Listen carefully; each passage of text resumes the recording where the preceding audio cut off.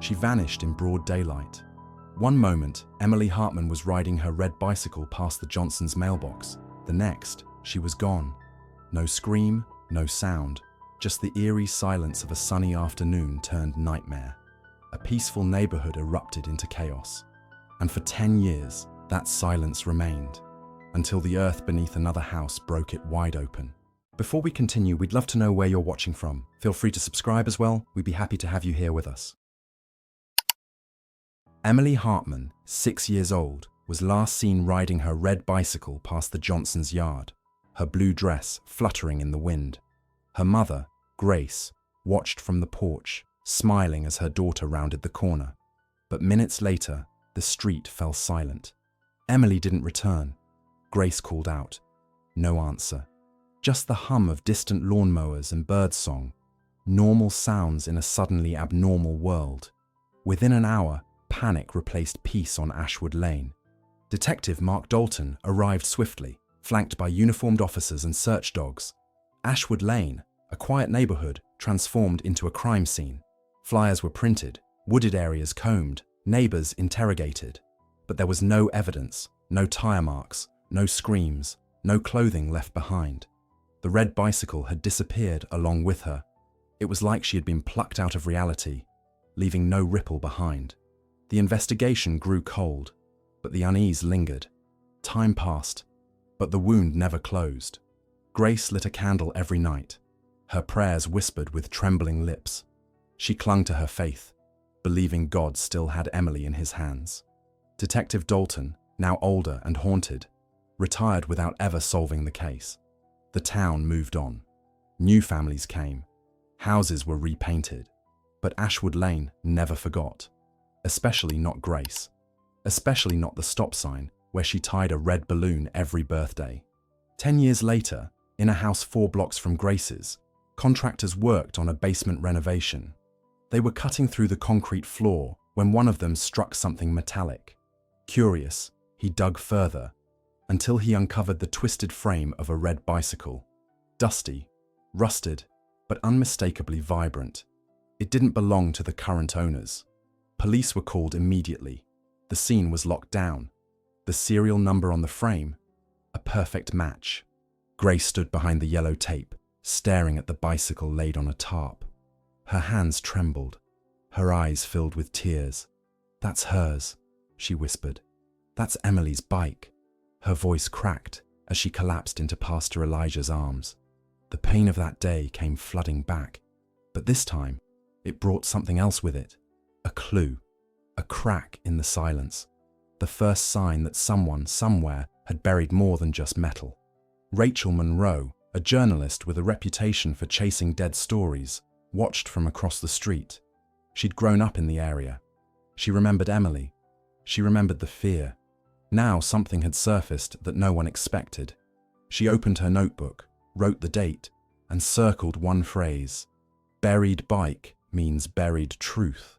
The sun dipped behind the rooftops, and with it came a new shadow, one not cast by the setting sun, but by secrets clawing their way back into the light. If you're enjoying this story, don't forget to subscribe to the channel and turn on the notification bell to hear more stories like this one. Rachel Monroe sat at her kitchen table, files spread across the surface like a crime scene of their own. She sipped lukewarm coffee as she pored over news clippings, police reports, and faded photographs of Emily Hartman. The image of the red bicycle unearthed the day before burned in her mind. She'd covered dozens of cold cases, but this one felt personal. She had walked that street as a child. Emily's disappearance had haunted her too. Detective Mark Dalton wasn't surprised when Rachel called. You never could leave things alone, he said, his voice gravelly. She met him at a quiet diner off Route 12, where the waitress knew his order by heart. Dalton looked older, greyer, slower, but his eyes still carried the fire of unfinished business. That bike showing up now. Someone wants to be found, or someone got sloppy. Rachel slid over a photo. Do you think she's still alive? He didn't answer. The bicycle had been buried deep beneath the floor of the basement, far deeper than any old storage or forgotten toy. It was deliberate, clean, covered with a tarp that had mostly disintegrated. Forensics found traces of soil inconsistent with the surrounding area. Dalton tapped his pen against the table. Somebody moved that bike, recently. Rachel's mind spun. If the bike wasn't buried back then, who had access to the house now, and why reveal it? Rachel pulled the old property records. The house had changed hands 3 times since Emily vanished. The most recent buyer, Lucas Carter, a name with no online footprint, no social media, barely even credit history. She visited the house, now taped off by the police. A neighbor, an elderly woman with sharp eyes, told her Lucas was quiet, polite, but odd. He rarely left the house and had renovations started just weeks after moving in. Back at home, Rachel studied photos of the bicycle taken at the scene. Something caught her eye. On the underside of the frame, scratched into the metal, were faint letters. RM. Her initials. But she had never owned a red bike. Was it a coincidence? Or a message? She called Dalton. He went silent. We need to find out who had access to Emily's things, and why your initials are on that frame. Rachel stood by her window that night, the neighborhood quiet under moonlight. She felt watched, the kind of stillness that didn't feel safe. As she closed the blinds, her phone buzzed with a message from an unknown number. Stop digging. Some things stay buried for a reason. Her pulse quickened. Whatever had started with the red bicycle wasn't just a story anymore. It was a warning. Rachel didn't sleep that night. The message replayed in her mind like a ticking bomb. Stop digging. She'd received threats before, but never with such chilling timing. She spent the early hours tracing the number. Burner phone, no origin. By dawn, she was at the county clerk's office, pulling anything tied to Lucas Carter. No criminal record, no tax history before 2018. It was as if he'd appeared out of nowhere. She needed more. She needed to see the house again. Detective Dalton pulled strings to get them back inside. The basement still reeked of dust and concrete. Crime scene markers dotted the floor. Rachel examined every corner until something caught her eye. Faint drag marks near the far wall, partially obscured by a wooden shelf. Moving it revealed more. Small scratch marks in the cement. Rachel ran her fingers along them. It looks like something else was down here, she whispered. Dalton nodded grimly. Or someone. Meanwhile, Grace Hartman received an envelope without a return address. Inside was a single photo. Emily, standing next to her red bicycle, smiling. But this photo wasn't one Grace remembered. Emily's clothes looked older. Behind her was a faded yellow wall, unfamiliar. On the back, someone had scrawled in shaky handwriting. She waited. Grace collapsed to her knees. Pastor Elijah arrived minutes later, praying with her as she clutched the image. Is she still alive? She asked. He didn't answer. Rachel, unaware of the photo, was already investigating Lucas Carter. She tracked a lead to a local contractor who'd done electrical work on the house. The man remembered Lucas acting nervous during inspections, insisting certain walls not be disturbed. He paid extra to avoid permits, the man said. Rachel pressed for more, but he grew quiet. I've said enough. Just be careful, miss. That was the second warning in 24 hours. Rachel's instincts screamed she was close to something dangerous. Back at the newsroom, Rachel stared at the initials scratched into the bike. RM. She zoomed in on the photo. Something clicked. Those weren't her initials. They were upside down. MR. She gasped. Monroe Rachel. But why would Emily scratch her name onto the bike? Had they met before? Rachel dug through old yearbooks, photos, church rosters, until she found it. A Sunday school group photo. Rachel, 8 years old, standing next to a blonde girl labeled Emily Hartman. She had forgotten. She called Dalton immediately. I knew her, she said, her voice trembling. Emily. She remembered me. Dalton listened in silence, then finally spoke. This changes everything. If she tried to reach out, then someone tried to silence her, and now they're watching us. Rachel looked out her window again. The same stillness, the same unease. Somewhere, in the shadows of Ashwood Lane, someone was hiding the truth. And now, they knew Rachel was getting too close. Rachel returned to the basement one last time before the site was fully sealed. Something about the drag marks bothered her. She photographed every inch, then knelt to feel along the wall. A subtle indentation behind the insulation revealed a hollow spot. She tapped. Hollow. Dalton arrived just in time with a crowbar. Behind the wall, they found a narrow crawl space filled with dust and forgotten tools. But something else lay buried beneath a tarp. A child's shoe, pink and worn. The serial number on the shoe matched a purchase from a nearby department store. A brand Emily wore. Dalton's hands trembled as he placed it into evidence. Rachel stared in disbelief. This wasn't just a hiding place. It was a holding place. But for how long? And why would someone move the bike but leave the shoe? The theory forming in her mind chilled her. Someone wanted the bike to be found, but not the rest. Grace, holding Emily's photo in her lap, called Pastor Elijah again. "What if she's been alive all these years?" she whispered. Elijah, soft-spoken but firm, replied, "God's timing is never late, but you must prepare for any truth, Grace." She nodded, her heart battling between hope and fear. That night, she dreamed of Emily calling from behind a wall, her voice muffled. When she awoke, she fell to her knees, praying harder than ever. "Lead us, Lord." Rachel interviewed a woman who'd lived next to the Carter house 10 years earlier. The woman, nervous and skittish, admitted something she'd never told police. One night, she saw a man carry a small bundle wrapped in blankets into the basement. He was tall, wearing a hood, and glanced around before disappearing inside. "I thought it was none of my business," she said. Rachel's voice sharpened. "Was it Lucas Carter?" The woman hesitated, then whispered, "No, it wasn't him."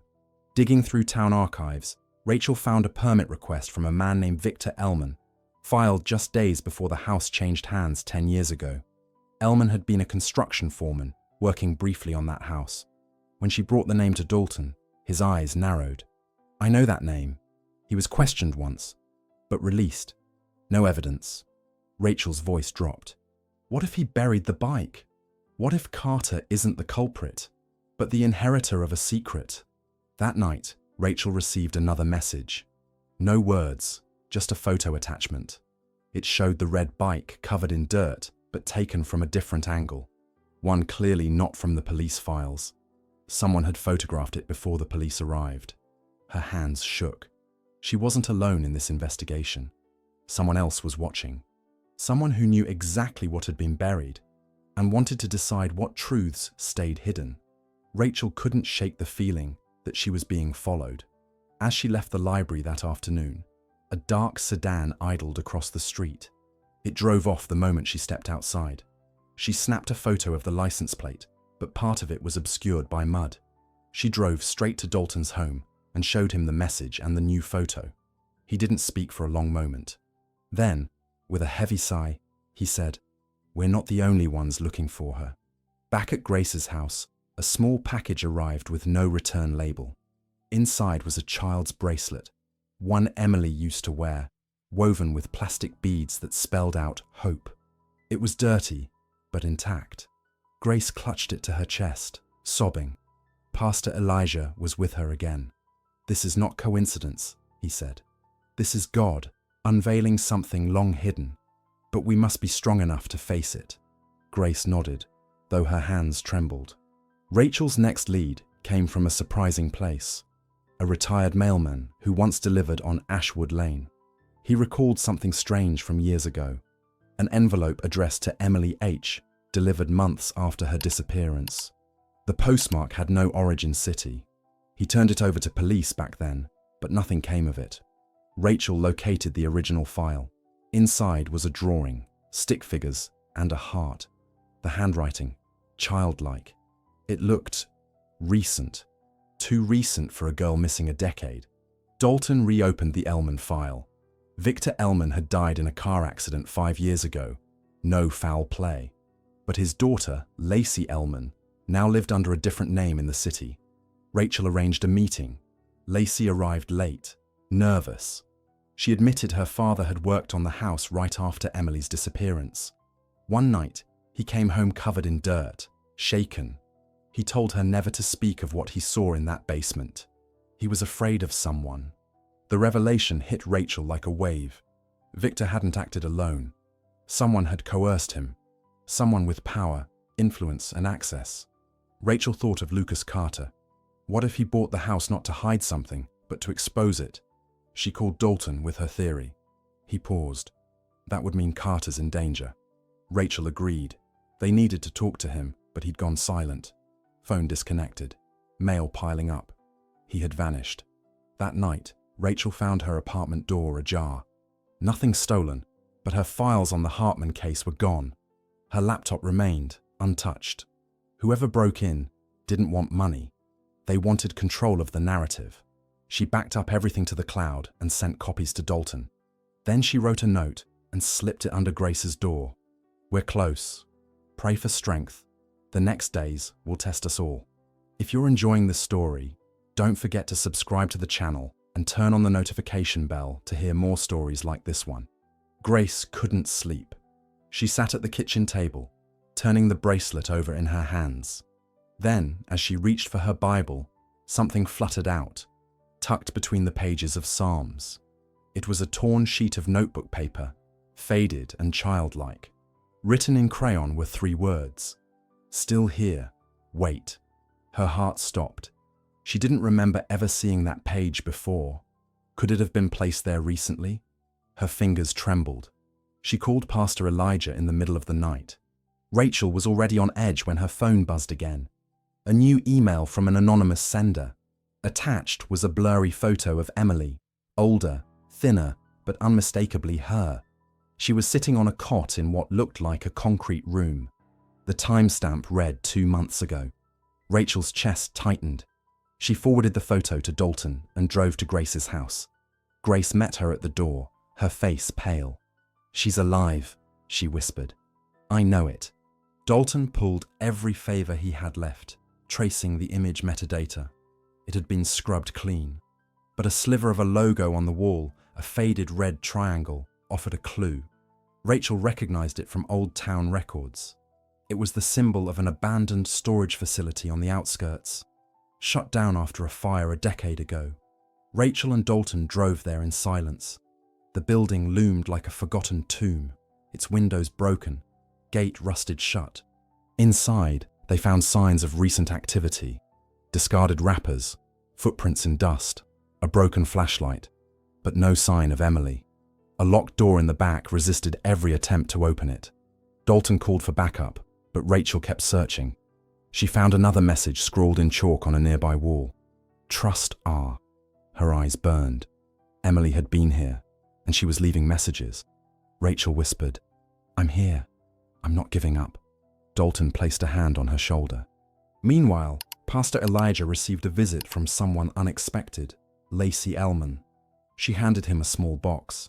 My father kept this hidden, she said. Inside was a cassette tape.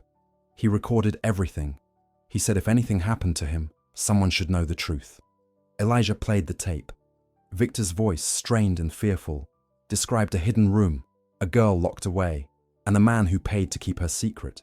He said her name was Emily, and she was still alive. As the sun rose the next morning, Grace stood by her window, eyes on the corner where Emily disappeared. The wind carried the faint sound of birdsong. She pressed the crayon note against the glass and whispered a prayer. Lord, give them strength. Bring my daughter home. Across town, Rachel downloaded the tape. The final words sent a chill down her spine. If you're hearing this, then I failed. But someone else must finish what I couldn't. The hunt was no longer a question of what happened. It was a mission to bring Emily back. Rachel's front door was wide open when she returned from the storage site. Her breath caught as she stepped inside.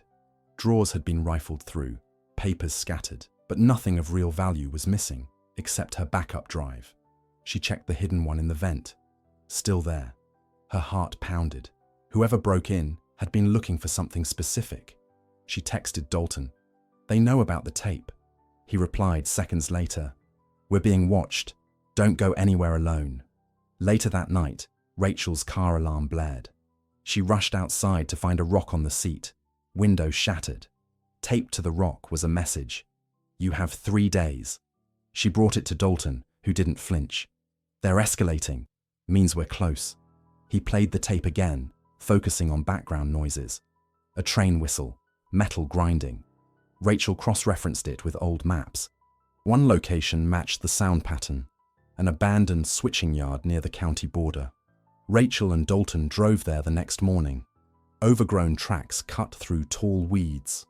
A cluster of dilapidated warehouses sat quiet under grey skies. Inside one, they found an office with burned walls and a desk drawer containing children's sketches. One was signed M. Her heart clenched. Rachel turned to Dalton. She was here. He nodded. And she wanted someone to know. On the back of the drawing was another symbol, the same red triangle. The trail circled back. Meanwhile, Grace received a phone call, static-filled, barely audible, but she recognized the soft, trembling voice. "Mama!" Grace dropped the phone, her knees buckling. Elijah caught her. The call lasted less than 10 seconds, but it was enough. Her daughter was alive. She contacted Rachel immediately. Rachel could barely hold her composure. If she found a way to call, she's not far. Every second now felt like a countdown. Rachel reviewed all the locations tied to the symbol. Only one stood out, an old youth rehab center decommissioned after multiple abuse allegations. No one had dared reopen it. Dalton secured a search warrant, but the process would take days they didn't have. Rachel made a decision. That night, under darkness, she returned to the site alone. She didn't tell Dalton. She needed to see it for herself. But as she crept through the broken fence, a shadow moved behind her. She turned too late. A hand covered her mouth. Another gripped her arm. Her phone slipped to the ground, screen lighting up a missed call from Dalton. The last thing she saw before being dragged into the building was the symbol, spray-painted on a cracked wall. The red triangle. She had found the right place, but now she was trapped inside it. Rachel awoke in darkness. Her wrists were bound, the air thick with mildew and decay. The room was small. Concrete walls, no windows, a single flickering bulb overhead. She fought panic, recalling the rough hands, the symbol on the wall. Someone had been watching her for days, waiting. A door creaked open. A voice whispered, "You should have stayed away." It was male, cold, unfamiliar, but it wasn't Lucas Carter. That much she knew. This voice carried weight, command, not fear. Meanwhile, Dalton paced his office, eyes locked on Rachel's last GPS ping. Her phone had gone dark near the abandoned rehab center. He cursed himself for letting her go. Using his last pull of influence, he called in a full sweep. But time was slipping. He returned to the tape, listening again. In the background, faint and rhythmic, a dripping pipe echoing through concrete. Then a name, nearly missed the first time. Marcus. It wasn't Lucas Carter. It was Marcus. Grace visited the police station, demanding answers. She showed the crayon note, the photo, the bracelet. "My daughter is alive," she said, her voice firm. Pastor Elijah stood beside her. The chief hesitated, then finally nodded. "We're escalating the investigation. It's no longer just a cold case." As news broke of Rachel's disappearance, public pressure surged. Ashwood Lane, once quiet, buzzed with reporters. But Grace stayed focused. She went to the chapel and prayed, "Lord, give Rachel the strength I had to find." Inside the room, Rachel counted footsteps. She heard others, muffled cries, perhaps from another locked door. Then, suddenly, a whisper. "Rachel?" It was a girl's voice, young, hesitant. "Are you real?" Rachel's throat tightened. "Emily," a soft sob answered. "They said Mama stopped looking." Rachel's heart shattered.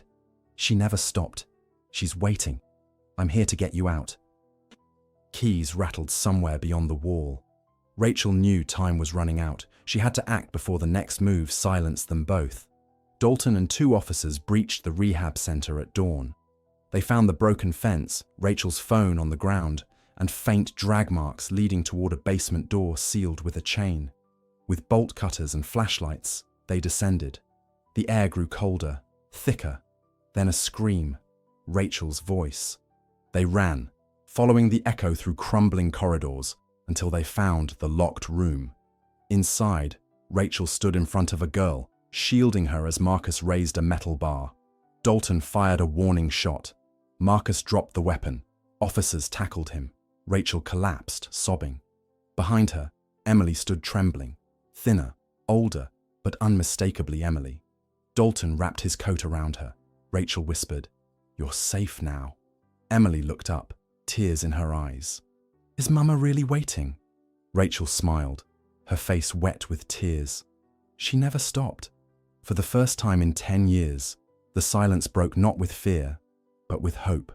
Emily lay in the hospital bed, her frame fragile, but her eyes steady. A team of specialists, therapists, doctors, trauma counselors, had already begun the long journey of healing. Grace never left her side. Emily spoke little at first, but when she did, her words were sharp with memory. He said if I broke, they'd let me go. But I didn't. Grace held her close. You held on because God held you. Emily nodded slowly. He was the only voice I trusted. Marcus remained silent during interrogation, until the authorities confronted him with audio from Victor Elman's old tapes. Then he cracked. We kept her for leverage, for money, for silence. He revealed the truth. Emily had been taken by a child exploitation network, shielded by police, doctors, and city officials. Children were trafficked through fake programs and forgotten institutions. Most were moved quickly. Emily wasn't. She wouldn't break. She prayed. She fought. So they locked her away.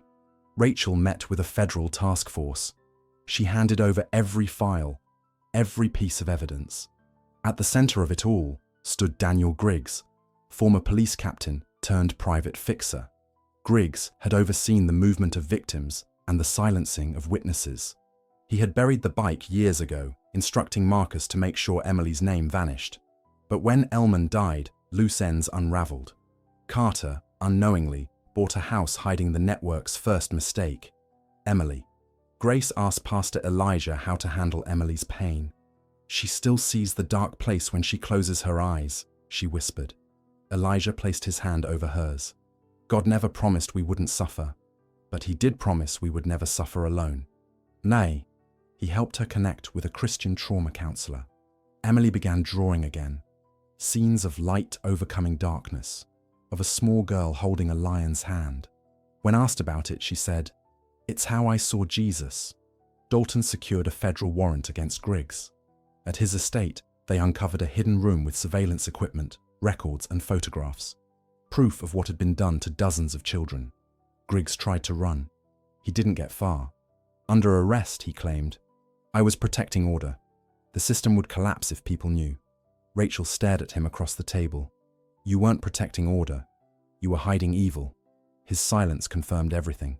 The truth was out. That night, Rachel sat beside Emily, who handed her a sketch. It showed a girl in chains praying beneath a storm. Above, a single ray of light pierced the darkness. "That light never left me," she said softly. Rachel wiped a tear. "You didn't just survive, Emily. You overcame evil." Across town, news of the network's exposure broke. Investigations spread across state lines. But for now, on Ashwood Lane, one family's prayers had finally been answered. The courtroom was silent as Emily entered, walking hand in hand with Grace. Her presence alone shattered the lie that she had been forgotten. As she took the stand, the world listened. They took everything from me, but they couldn't take my faith. I prayed every day. Even when I thought God was silent, he wasn't. Her voice trembled but didn't break. He sent people. He sent Rachel. And my mum never stopped believing I was out there. Daniel Griggs was found guilty on all charges: child trafficking, conspiracy, obstruction, and abuse of power. Others were named in the indictments: city officials, law enforcement, medical professionals. The verdict was the first of many. Dalton stood at the back of the courtroom, arms crossed, jaw tight. He had chased shadows for 10 years. Now the light had exposed them all. Rachel, sitting beside other journalists, wept quietly as the judge read the final sentence: life without parole. Back in Ashwood Lane, the church was filled with neighbours and friends. Emily wore a soft yellow dress and a bracelet that read hope. Balloons framed the sanctuary. Pastor Elijah took the pulpit. We're not here to erase pain, but to celebrate what was not destroyed. Evil had its time, but it does not have the final word. This child was not forgotten by God. Grace held Emily's hand tightly as the congregation rose to sing. Tears streamed freely. After the service, Emily hugged her therapist, her Sunday school teacher, and the nurse who stayed late each night just to talk. She had a long journey ahead. Nightmares still visited, and memories resurfaced unexpectedly, but healing had begun. Her counselor worked closely with her, combining faith-based guidance and trauma therapy. And through it all, Emily's faith deepened. She began writing prayers in a notebook. One read, "God, thank you for keeping me alive when I didn't think I mattered." Rachel's story series, Buried Truth, exposed a national scandal. More survivors came forward. More cases were reopened. But it wasn't the headlines that stayed with her. It was a note from Emily, handwritten. "You didn't save me. You reminded me that I was still worth saving." Rachel framed it, along with a photograph of Emily standing beside her red bicycle, restored and gleaming in the sunlight. It now rested in Grace's garden, surrounded by roses. That evening, as the sun dipped behind the trees, Grace tucked Emily into bed. "Do you want me to stay?" she asked. Emily shook her head. "No, Mama. I'm not afraid anymore." Grace smiled. "That's because God never let go of you." Emily whispered, "I know. He was always in the room with me, even when it was dark." And as the stars blinked to life above Ashwood Lane, peace settled, finally, over a home that had waited a decade for light. If you enjoyed this story, write "loved it" in the comments and tell us where you're listening from. Don't forget to like, subscribe, turn on the notification bell, and send this story to someone who needs to hear it.